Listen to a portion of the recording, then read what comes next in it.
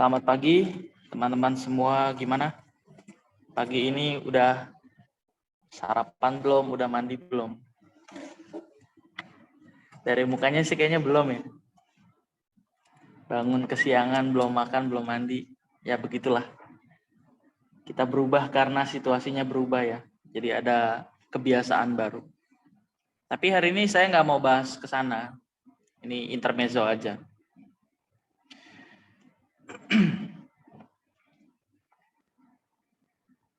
Untuk mencapai tujuan Tuhan yang besar.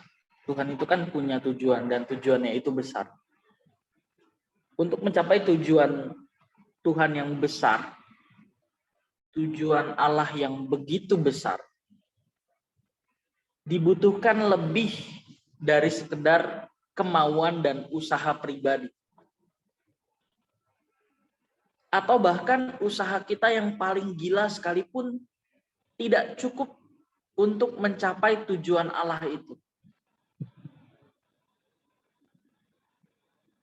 Alkitab mengatakan dengan jelas dalam Ibrani 12 ayat 1 bahwa kita hidup di dunia ini memasuki sebuah perlombaan atau pertandingan. Kita buka dulu yuk. Roma 12 ayat 1.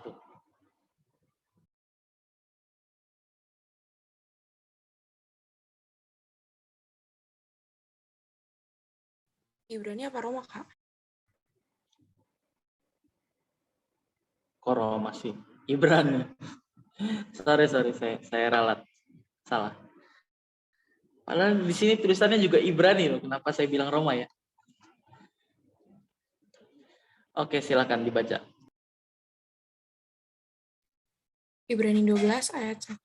Karena kita mempunyai banyak saksi, bagaikan awan yang mengelilingi kita. Marilah kita menanggalkan semua beban dan dosa yang begitu merintangi kita, dan berlomba dengan tekun dalam perlombaan yang diwajibkan bagi kita. Ya, ada sebuah perlombaan yang diwajibkan. Ada sebuah pertandingan yang diwajibkan. Dan orang Kristen ini harus masuk di dalam perlombaan atau pertandingan yang diwajibkan ini. Dan ini merupakan salah satu tujuan Tuhan. Kan tujuan Tuhan datang ke dunia untuk apa? Satu kan, keselamatan. Keselamatan. Bagaimana menghadirkan kerajaan Allah di bumi. Artinya bagaimana memperkenalkan kehendak Bapa dan bagaimana orang yang dipilih, orang yang terpilih untuk menjadi orang-orang pilihan itu ditargetkan. Ditargetkan untuk melakukan kehendak Bapa.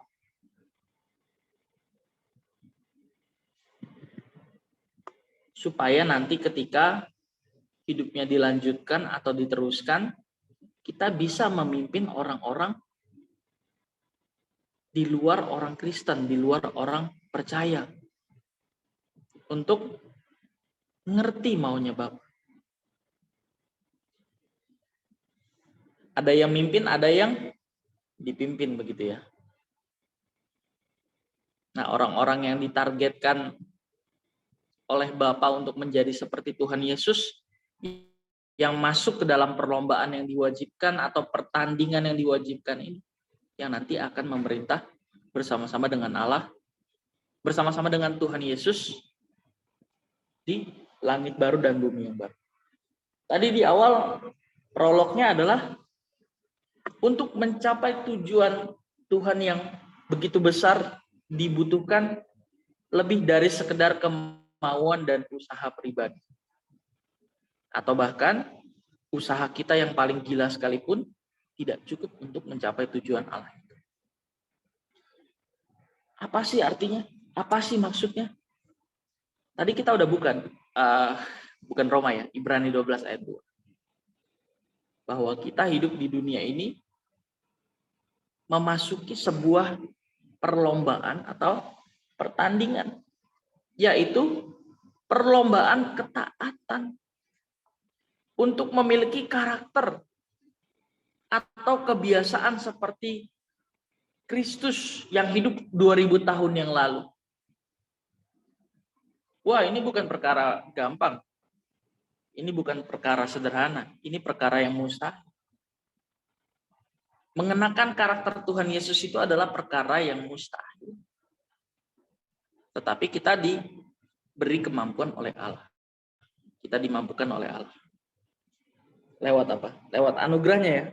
Yohanes 1 ayat 12. Sama halnya dengan perlombaan pada umumnya, di mana di dalam setiap perlombaan terdapat banyak peserta lomba yang turut terlibat di dalamnya. Yang dalam hal ini pesertanya adalah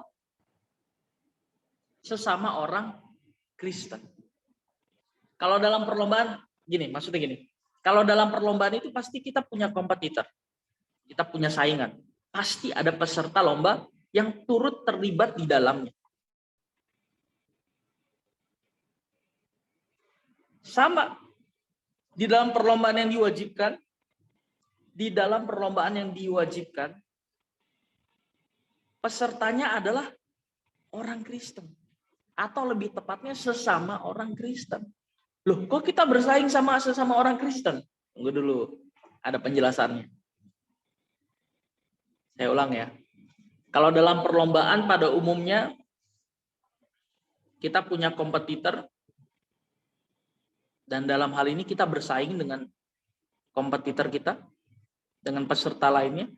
Tapi kalau dalam perlombaan yang diwajibkan, pesertanya adalah sesama orang Kristen. Sesama orang percaya.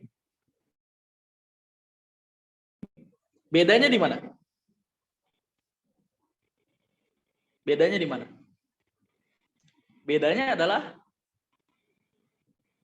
Bedanya dengan perlombaan pada umumnya adalah dalam perlombaan ketaatan. Kan tadi perlombaan yang diwajibkan itu kan sebetulnya perlombaan ketaatan. Perlombaan ketaatan.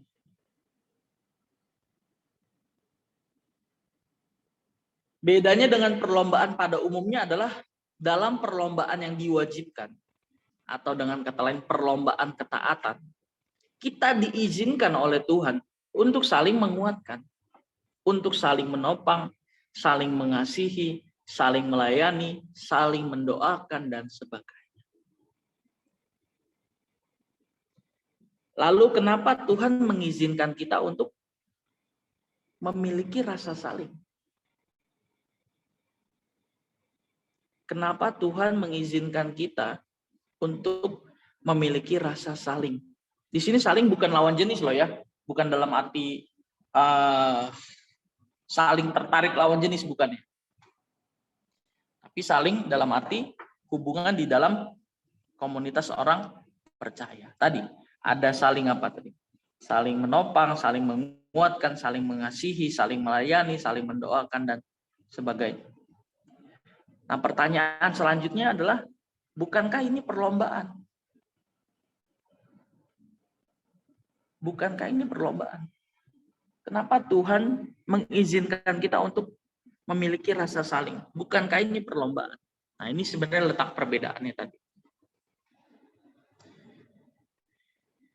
Jawabannya adalah karena kita satu tubuh.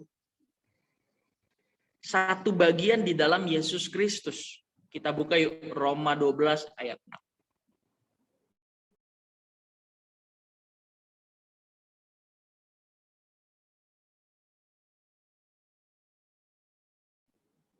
Ini benaran Roma ya, bukan Ibrani ya.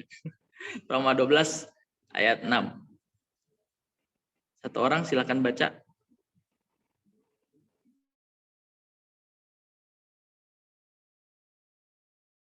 Oke, Clara raise hand tadi. Silakan Clara. Roma 12 ayat 6.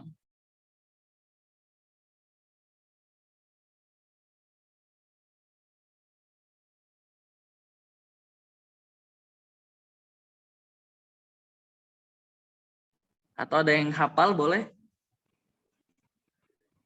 Kalau nggak baca manual aja. Roma 12 ayat 6, demikianlah kita mempunyai karunia yang berlain-lainan menurut kasih karunia yang dianugerahkan kepada kita. Jika karunia itu adalah untuk bernubuat, baiklah kita melakukannya sesuai dengan iman kita. Iya, kita punya karunia yang berlainan ya. Bisa dibuka nggak ayat itu? Wah, ini trouble ya. Oke deh. Ya udah, nggak usah dibuka deh.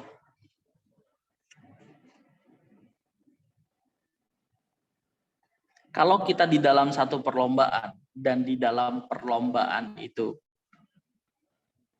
ada saling, berarti kita ini berlomba atau dalam hal apa nih? Bersaing atau apa? Sebenarnya kita sama-sama berjuang, itu lebih tepat. Kita sama-sama berjuang.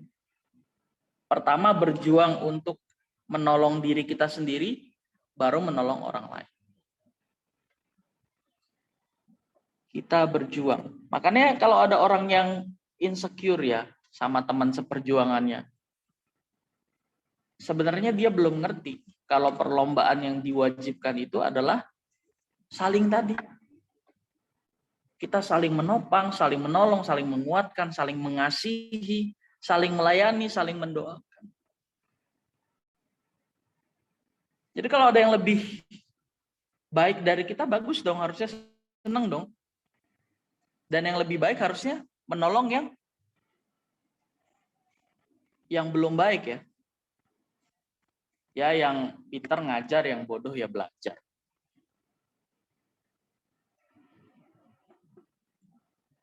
Adalah sewajarnya jika satu tubuh di mana bagiannya saling bekerja sama untuk mencapai tujuan yang sama. Saya ulang. Adalah sewajarnya jika satu tubuh di mana bagiannya saling bekerja sama untuk mencapai tujuan yang sama. Itulah sebabnya karunia kita berlainan. Dan biasanya orang yang tergabung di dalam kumpulan orang percaya itu pasti punya karunia. Tuhan akan memberikan karunia, Tuhan akan memperlengkapi karunia. Makanya kalau Clara suaranya bagus, saya nggak bisa nyanyi. Beda-beda kita. Jadi jangan saling sirik gitu.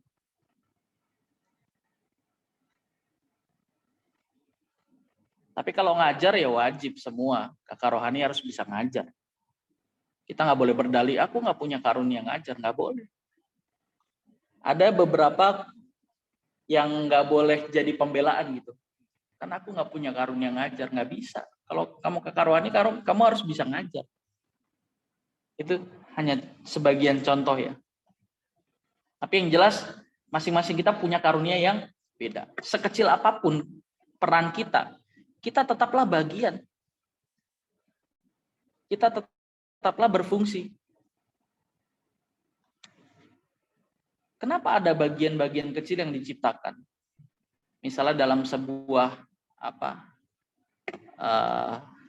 kendaraan ya, atau dalam sebuah mesin misalnya, itu kan pasti berfungsi. Nggak mungkin itu nggak ada fungsinya.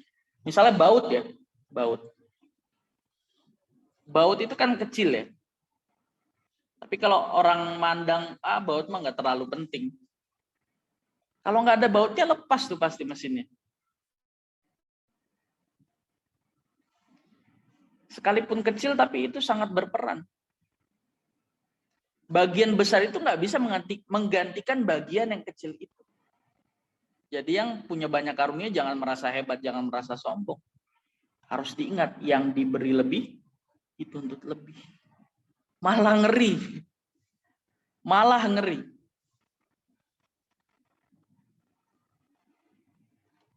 Dan kalau kita takut sama Tuhan,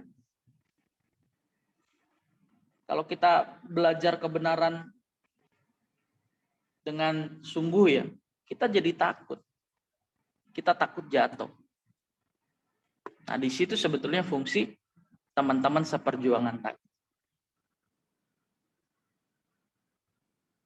Saya mau ulang satu kalimat karena ini penting.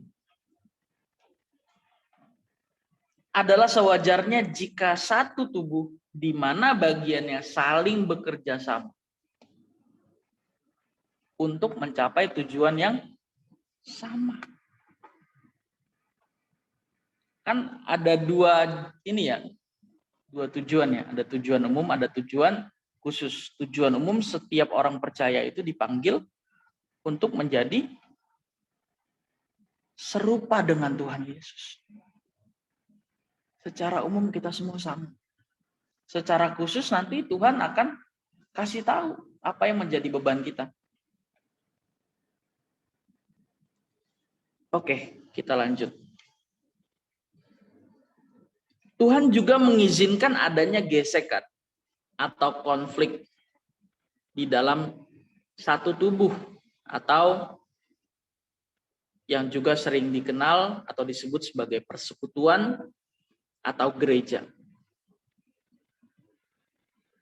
Tujuannya adalah baik kita maupun sesama kita dapat saling menjadi sarana atau alat untuk saling mendewasakan. Saya ulang belibet. Tuhan mengizinkan adanya konflik atau gesekan. Tujuannya adalah baik kita maupun sesama kita dapat saling menjadi sarana atau alat untuk saling mendewasakan. Amsal 27 ayat 17 di sana dikatakan dengan jelas. Besi menajamkan besi, manusia menajamkan sesamanya. Komunitas itu sarana untuk saling. Kita belajar firman prakteknya di komunitas sesama kita. Jadi kalau ada konflik itu bukan sesuatu yang bukan sesuatu yang heboh, enggak. Itu biasa. Banyak juga sih yang karena ada gesekan atau konflik di dalam komunitas cabut, keluar dari gereja, keluar dari komunitas.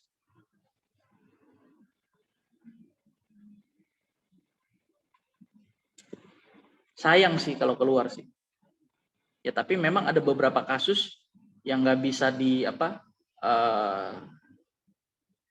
udah nggak bisa ditolerir lagi. Itu kasus khusus. Tapi kalau kasus-kasus berantem, misalnya berantem sama teman komselnya, jangan keluar. Atau ngerasa diomongin, jangan keluar. Atau nggak ngerasa diterima. Harus diingat nggak semua orang-orang yang di dalam komsel atau komunitas itu bisa kita asumsikan selalu menerima kita. Nggak bisa. Kita juga sama-sama lagi bertumbuh. Jadi jangan menghakimi kita itu udah benar gitu. Kita sama-sama berjuang kok, sama-sama bertumbuh. Sekali lagi di Amsal dibilang besi menajamkan besi, manusia menajamkan sesamanya. Jadi komunitas itu sarana kita untuk praktek. Untuk mempraktekkan kebenaran yang udah kita pelajari. Coba kalau belajar sendiri, mau praktekin ke siapa? Ke kucing. Nggak mungkin kan? Masa berantem sama kucing? Kan nggak lucu kan? Jadi sebetulnya konflik atau gesekan itu sifatnya konstruktif atau membangun. Dan bukan sebaliknya. Bukan menghancurkan. Konflik itu sifatnya membangun. Kenapa kita konflik? Karena udah mulai dekat. Kalau udah mulai dekat, saya tahu kejelekan Kesia tahu kejelekan saya. Saya tahu kejelekan Clara tahu kejelekan saya. Bisa nggak nerima? Bisa atau nggak bisanya nerima kita nerima seseorang atau orang itu nerima kita sebenarnya tergantung dari banyaknya kebenaran yang kita miliki. Kalau cuma setahun 2 tahun ya, apalagi retret yang cuma 3 hari, kita bisa akrab, gampang sekali akrab. Tapi yang akan membuktikan pertumbuhan rohani seseorang itu perjalanan panjang, perjalanan bareng-bareng dalam durasi waktu yang nggak singkat. Nah, disitulah kita akan diuji. Apakah kita ini bertumbuh apa enggak?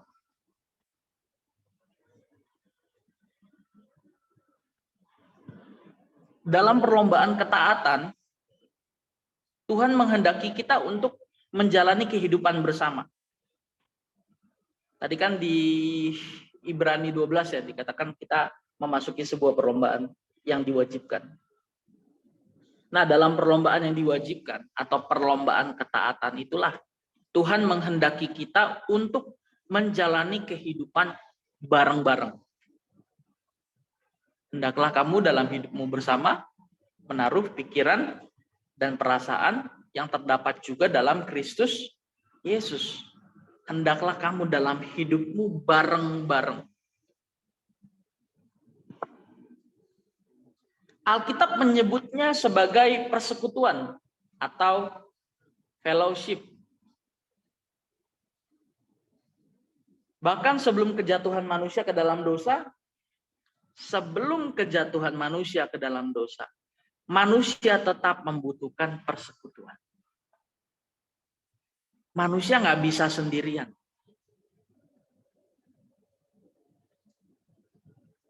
Sebelum kejatuhan manusia ke dalam dosa, manusia tetap membutuhkan persekutuan. Dalam kesempurnaan di Taman Eden, Tuhan berkata, tidak baik kalau manusia itu seorang diri saja. Aku akan menjadikan penolong baginya yang sepadan dengan dia. Kejadian 2 ayat 18. Sejak awal Tuhan sudah memberikan pada kita sebuah sinyal atau tanda yang kuat bahwa Tuhan menginginkan kita untuk hidup berkomunitas. Atau dengan kata lain, Tuhan ingin mengatakan pada kita bahwa kita tidak mampu seorang diri saja. Dan kita juga tidak bisa mencapai tujuan Allah yang besar tadi sendirian. Nggak bisa. Kita bisa hebat. You bisa hebat kalau belajar sendiri. Bisa pintar, cepat pintar. Bisa. Tapi kalau nyampe tujuan, saya ragu. Ragu.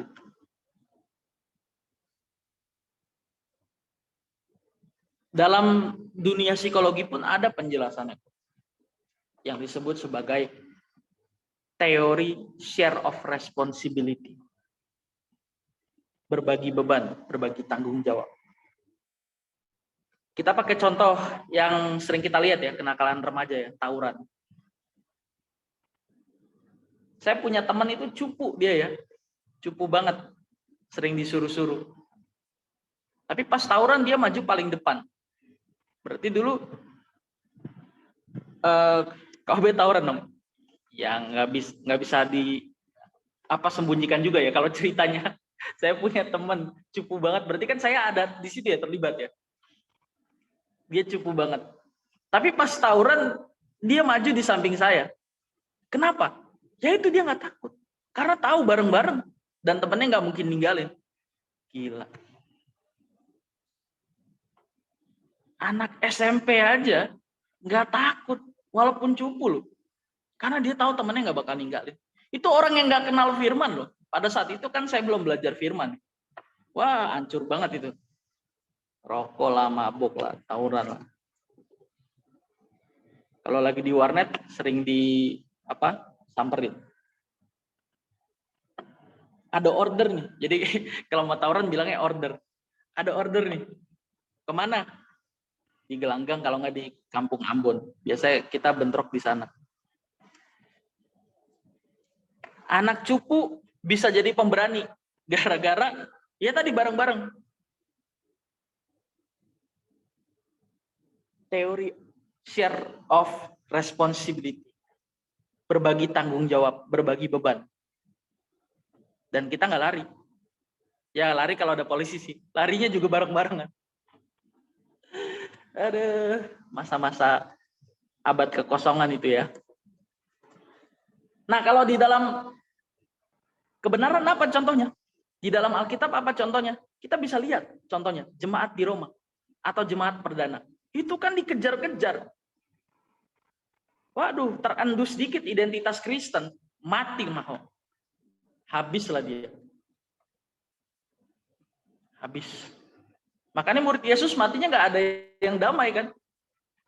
Nggak ada yang masuk peti terus dinyanyiin di dalam di kuburan, nggak ada kayak sekarang. Paling mending Yohanes diasingkan ke Pulau Patmos, itu pun sebelumnya digoreng kan di minyak panas, terus keluar dari minyak panas. Gara-gara nggak mati-mati, digoreng malah keluar dari minyak panas, akhirnya ya udah diputuskan untuk diasingkan ke Pulau Patmos. Di situ beliau menulis kitab Wahyu, gitu ya. Kenapa jemaat di Roma tuh atau jemaat perdana tuh bisa se-ekstrim itu? Padahal belum pemahaman teologinya belum berkembang seperti kita sekarang. Kuncinya adalah tadi bareng-bareng. Bareng-bareng. Cuma ada satu hal yang perlu diperhatikan. Kalau dalam berjuang kita memang bareng-bareng, tapi nanti dalam menghadap tahta Allah kita sendiri-sendiri. Kadang orang juga ada yang jaim ya, jaga image di komunitas baik, padahal aslinya berantakan juga ya. Nah itu perlu dipersoalkan juga tuh. Kita memang bareng-bareng berjuang, tapi nanti menghadap tahta pengadilan Kristus kita sendiri-sendiri.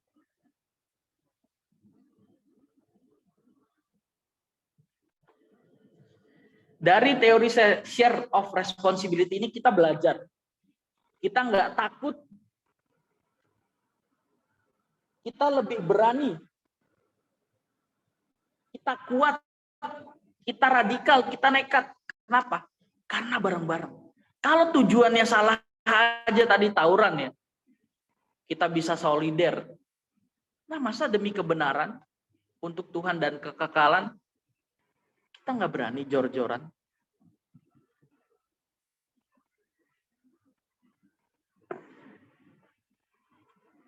Saya tutup dengan sebuah statement.